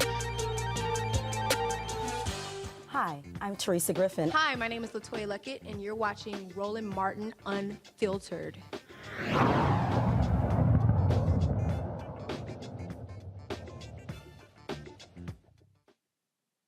Make sure you like, subscribe, share this out. We are getting so much great feedback. My favorite comment thus far was over on the Facebook page where somebody said, "Oh my God, I can't believe I've agreed with Lucretia on every single thing tonight." So I love the conversation that we're having. I really thank everybody for your participation. This show is about you, about serving the community, and we really want you to pay that back by making sure you like, subscribe, share. We want 1,000 likes on the video on all platforms. We want Roland to get back and be like, "Dang, y'all put up them numbers up there. Trying to be Luka Doncic, 60-point triple doubles." That's what we're doing. Just like the video. That's the most urban thing I'm going to say all day. All right, we're going to get back to Jackson, Mississippi. As you know, there have been water issues in Jackson for the last several years. Like many other parts of the country, Jackson was hit by frigid temperatures during the bomb cyclone last week, causing water mains to break. Many parts of the city experienced little to no water pressure. Jackson is still under a boil water advisory currently. In November, the U.S. Department of Justice reached a settlement with Jackson and it filed another complaint over Jackson's alleged mismanagement of the water system. Joining us now to discuss is Councilman Aaron Banks, who represents Ward 6 there in Jackson, Mississippi. Councilman Banks, how are you doing this evening? Hey, I'm doing great, man. How are you? I am outstanding. Could you explain a little bit about the current state of the water system there in Jackson, Mississippi, and when do you think it will be repaired? Yeah, currently right now, we are starting to see a pickup in pressure. One of the things is Jackson, Mississippi, being in the South, is not used to having temperatures of 8 degrees, 11 degrees, 12 degrees, 3 to 4 days at a time. And so when we have that and our water plant had not being previously winterized, it causes problems, especially when we have an aging infrastructure that's decades old, and when we've had decades of neglect from the state government, and as far as when it comes to the resources that are poured into our system. And with that, is there any estimation on when the boil water advisory will end, or residents is simply advised, kind of stock up on bottled water and distilled water to kind of hunker in for the long haul? Well, look, the boil water notices have lifted for certain parts of the city. There are certain parts of the city that are on well water, then there are certain parts of the city that are on surface water that come straight from the plant. The area where I stay, I've been without water since Friday. I've been staying with my parents. We've got boiled water. People have been sending boiled water. We're grateful. The mayor of Beaumont, Texas, Houston, Birmingham, our different partners. But one of the major concerns for me is making sure that we have those tankers aboard, because during the holiday season, people need to flush. This is where people have company coming into the South. And, during this holiday, if you could just imagine people not being able to flush their water.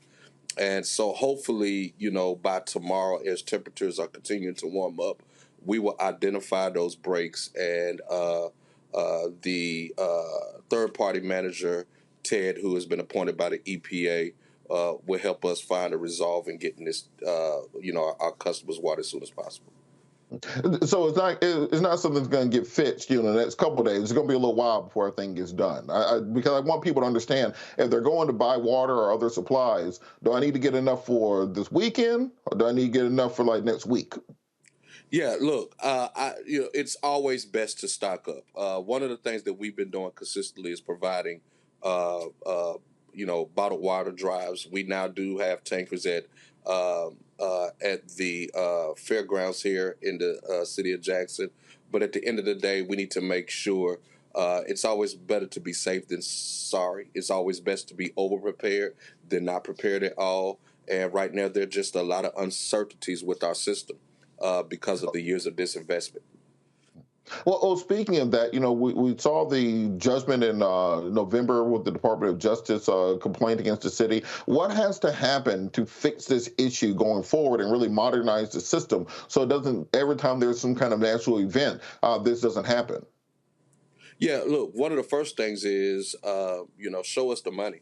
You know, Jackson is the capital city of the state of Mississippi. If you look at the amount of appropriations from the state government to the capital city when it comes to just being able to provide our clean water, with the aging infrastructure we have, it would tell you a big story. The other thing that is necessary is making sure that we can adequately pay Class A operators. One of the reasons why we saw some of the issues that we saw is because we have not been able to afford to pay Class A operators the money necessary or to hire the talent necessary to make sure that we could prevent this on the front end.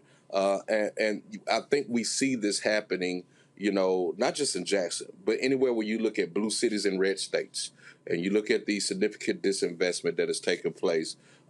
We have to have a real conversation about the lack of investment that have happened over a period of time, and then all of a sudden you blame it and say, hey, it's the black city's fault, they're irresponsible. And so, you know, at this time, we're grateful, we're thankful for the EPA, we're thankful for, you know, my good friend, Administrator Regan, you know, out of D.C., and, you know, Ted, who is the third-party administrator. You know, but at the end of the day, the people here in Jackson feel that it's the same old, same old. And, you know, I'm ready and I'm anxious to see a fix. Well, you know, it's interesting because last year we saw Congress pass and the president signing into law the $1.7 trillion infrastructure bill, and part of what they said they earmarked money for was to help the aging and crumbling infrastructure in places like Jackson, places like Flint, Michigan, etc. Has there been any help or any resources from the federal government to help for a long-term solution to the city's water supply? Yeah, sure. So let me say this. One of the things that was very helpful was BILL, which is the bipartisan infrastructure law, which then allowed monies to go directly to municipalities. Prior to that, and I think what people have to understand is that we didn't get here overnight. We didn't get here in the past 4 years. This is decades of reinvestment. Prior to that, when there were money set aside for infrastructure that came to a state, it would come into the state coffers. The state would allocate it to either the Central Mississippi Planning Development District, and to other organizations, and then it will be based on what the majority Republican House said on how that money was spent. And so then what ends up happening is you see surrounding cities, you see other people getting dynamic investments for a bill that was passed for cities like ours, for a bill that was passed for cities that have like problems like ours. And so one of the things that I think that is very important is that we need to continue to push federally that when we come to these type of bills, not just with public work issues, but also public safety issues, that there is a direct investment from the federal government directly to those municipalities, and it bypasses the state, where it doesn't get caught up in a lot of red tape, so that we can put the money where it needs to go. And with that, so the process has started, it seems like, when it comes to fixing these issues. But what are the roadblocks that are currently in place? What are the things that are holding this up? Because I think, particularly for the citizens there in Jackson, I had a lot of friends who went to college down there. That we used to road trip down there from Atlanta. They just want a functioning system. So what is going to have to happen in order for the next step to be taken? Yeah, look, first of all, I hope your friends are with the Jack State University, where I attended school. But, you know, the next step is, of course, is as we are working on the water plant and making sure that our raw water screens are significant, making sure that our pumps are working adequately, making sure that we winterize our membranes at the water plant, making sure that we have the proper chemical mix and that we get staffing. We have to address the aging infrastructure under the ground. And we're talking about hundreds and hundreds of square miles of pipes from communities that were built ages ago that have older pipes. And so just imagine when you have a city where the normal flow might have been somewhere up to 80 psi, and then all of a sudden it kicks up to around 120 psi. So now imagine those pipes that are not used to that flow, they pop. Or imagine in an age where there is global warming, in an age where we do see temperatures changing. Mississippi hadn't experienced 11-degree, 8-degree weather for 2 or 3 days at a time. There's a reason why this happens. So in an age where this is happening, our systems weren't built to handle that in the past. And these are systems that were built ages ago or decades ago. And so we have to now look at revitalizing not only our systems, and at some point I think we need a new plant, but we have to look at making sure that we can deal with the type of inclement weather that we've been having, the type of flooding and unexpected weather that we're not used to getting because of other issues that are going around globally. With that, how can people help? If there are individuals in other states who have a church or community group, they want to send truckloads of water or other supplies, humanitarian goods, what are good ways for people to help support the people of Jackson as they go through this? Look, one of the things they could do is they could call directly to my office, 601-960-1089. They could reach out to the city of Jackson. We're not hard to find. We're online. And, bottled water, sanitizing, hand sanitizers, gloves, all of those things that will help us on the front end. Look, let me tell you something. The people of Jackson are resilient, and we appreciate our surrounding cities, Birmingham, Beaumont, Monroe. Montgomery, Alabama, Atlanta, Georgia, Memphis, Nashville. I can't name enough. They have really stepped up to help us in this cause. And so continuing to send that fresh water, hand sanitizer, that type of stuff so that we can make sure that we are addressing this because water is very essential. And there have even been groups and companies that have bought in fresh food and paid for hot plates because in areas specifically in my ward, Ward 6, when they don't have running water, guess what? People can't cook. And providing those plates and providing any type of necessity like that has been will be very helpful. Here in Atlanta, the best mayor that we've had since Andy Young was Shirley Franklin, not because she built stadiums or hotels or anything else, but because she fixed the sewer system in the city. That's the least glamorous thing for politicians to do, to fix the infrastructure of a city, but that's the only thing that allowed Atlanta to grow kind of into the metropolis it is today versus what it was before she took office.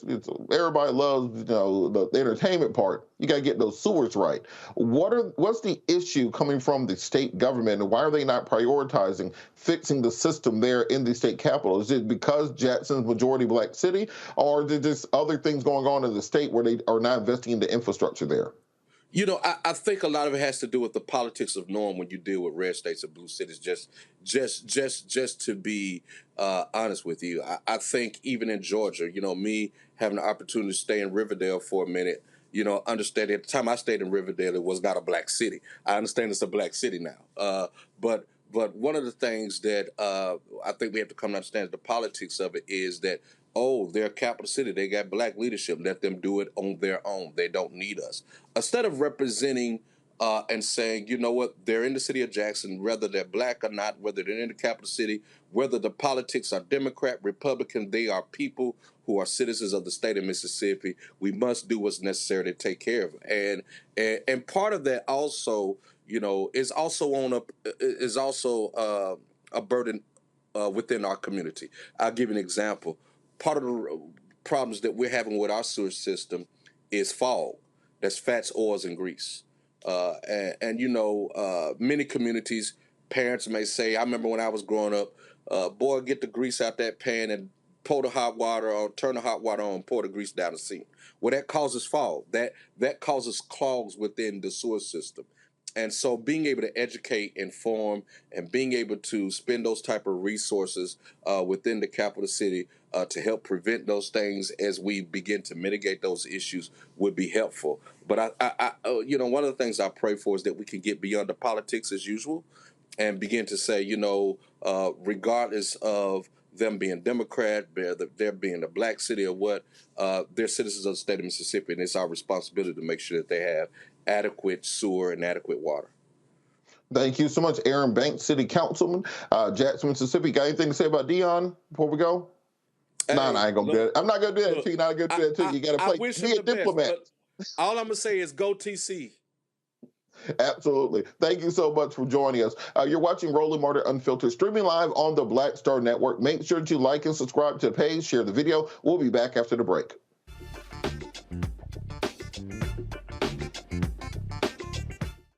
On the next A Balanced Life with me, Dr. Jackie, it's time to tie up those loose ends. Setting yourself up for balance, success, and even prosperity in the new year. Financial expert Pamela Sams joins our panel. She will give us a checklist of things that we need to do before the calendar turns. We develop our money mindset by the age of 6. And so we have our sometimes 6-year-old self still operating in the background of our money scripts. That's next on A Balanced Life on Black Star Network.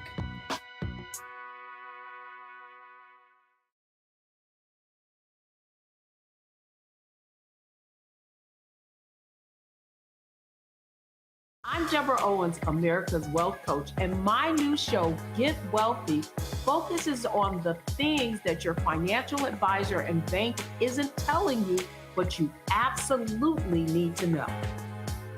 So watch Get Wealthy on the Black Star Network.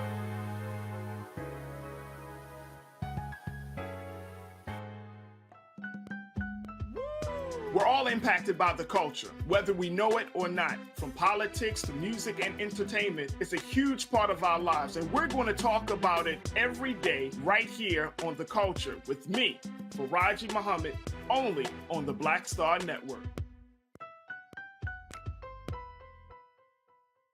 Next on The Black Table with me, Greg Carr, we welcome the Black Star Network's very own Roland Martin, who joins us to talk about his new book, White Fear, How the Browning of America is Making White Folks Lose Their Minds.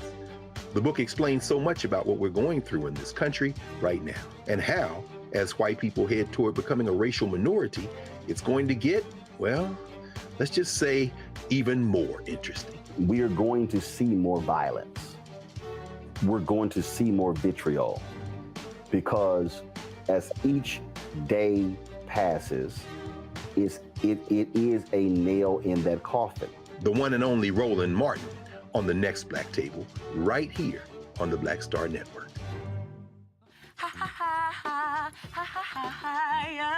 Hey, I'm Antonique Smith. What up, Lana Well, and you are watching Roland Martin Unfiltered.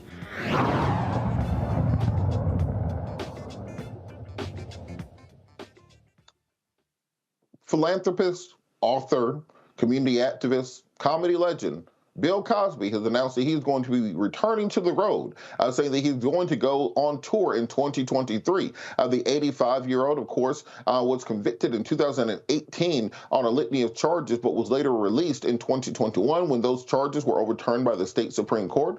Mr. Cosby is still facing 5 lawsuits in the state of New York. However, he says that this tour will be an opportunity for him to tell his side of the story. So I'm going to go to the panel on this. Rebecca, starting with you, I want you to put your legal hat on first, and I'll have a follow-up question. But if you were Mr. Cosby's attorney, and he has 5 charges facing against him, would you advise him to go on the road to tell his side of the story? Well, it depends. Does he have the money to pay me? I mean, this really might be a financial calculation. Mm-hmm. But do you think if he needs the money, he needs to go out on the road. I understand, but the only thing I hear is, as an attorney, is just someone accidentally just saying all the incriminating evidence that the other side needs. You know, it's one thing if you need the money. It's another thing if you're going to cost yourself money in the long run when you have these 5 civil suits still pending against you. I mean, when he made the jokes about the pudding pops and said some of the other things, he already went on the record and admitted to some of these things. So what's the difference? He has bills to pay. He has, people that he needs. I think this is really a money grab. I think that's all that this is. I think he spent so many millions of dollars dealing with the Pennsylvania case and with these 5 pending cases. I think Bill Cosby needs the money. And if there are people who are willing to give him the money, well, I mean, I'm not going to be there. So. Dr. Carr, do you think that there's anything that Bill Cosby can do to become redeemable in the eyes of the public? Maybe if he tells his side of the story, at least this might be his calculation, to get back in the good graces of public opinion, and if nothing else, put some context into his legacy, to not let his legacy be this individualized event, but the totality of his lifespan. That's tough, Robert. I mean, with this recent documentary that we saw, or some people saw, I didn't watch it. We need to talk about Bill Cosby. I don't think there's anything that an 85-year-old man can do to redeem his legacy in the sense of kind of rehabilitating himself with whatever time he has left. I hadn't thought about that, Rebecca. Maybe he does need the money. Certainly there will be spectacle, and he's going to subject himself to that. If I were a member of his family or somebody close to him, I would say, Elder, stand down, because you're about to be assaulted, and you'll be assaulted for pay, and there'll be a lot of money thrown around. That having been said, we saw today that, Baba Edson Arantes do Nascimento, known to the world as Pele, made transition today, the greatest football player in the history of the sport in Brazil, the Black Pearl, at 82. He will go down in history as one of the greatest figures in his craft, in the history of his craft. Bill Cosby will not. Now, the question you asked, I don't know if it was a trick question, Robert, but it's kind of nuanced. Redeemable? Well, I mean, we live in a society where people pay respect to James Madison, Thomas Jefferson, and George Washington. And if I were around during that period, I hope I would have been one of the people trying to kill each one of them to escape. They were our Holocaust minders. That having been said, they're redeemable. And I don't want to step into the landmine field of Bill Cosby, but if I were one of his children over, I'd say, man, you got to stay at home. I think to Rebecca's point, it very much does seem like an act of desperation, because as you said, it's going for as many people as buy tickets. There are going to be more people outside protesting. There are going to be women's groups out there. If you think people are heckling Chappelle now for his quote unquote anti-trans comments, what do you think is going to happen to Bill Cosby when he hits the road? Lucretia, I want you to bring you in on this. Do you think there's a place for people who have been canceled, quote unquote, by society to try to come back? Should people have the ability and the right to try to clear their name in whatever way they deem necessary to try to get their side of the story out there? Me, this only thing I can say, Camilla, go get your husband. Go ahead and rub his feet and get ready to make sure that will is in place. Man, go sit down somewhere. It's enough of that. We tired of you, Bill. Camilla, go get your husband. That's pretty much it. That's the best advice I've heard all night. All right, want to thank our panel. Want to thank Rebecca. Want to thank Dr. Carr. Want to thank Lucretia. Want to thank all of our guests today. They've been outstanding. I want to thank Roland Martin for letting me fill his seat a little bit while he is out. I'll be back tomorrow, of course, to close out while we're doing our year in review. We're going to be talking about some of the biggest stories of 2022 and doing a little predicting for 2023. Got to thank everybody in the control room. They're in my ear making all this possible. I just make it look pretty. They're doing the real work. As I say at the end of every show, in the words of Gil Scott-Heron, no matter the consequences of fear to grip your senses, you've got to hold on to your dreams. Hold on to your dreams, America. Holla!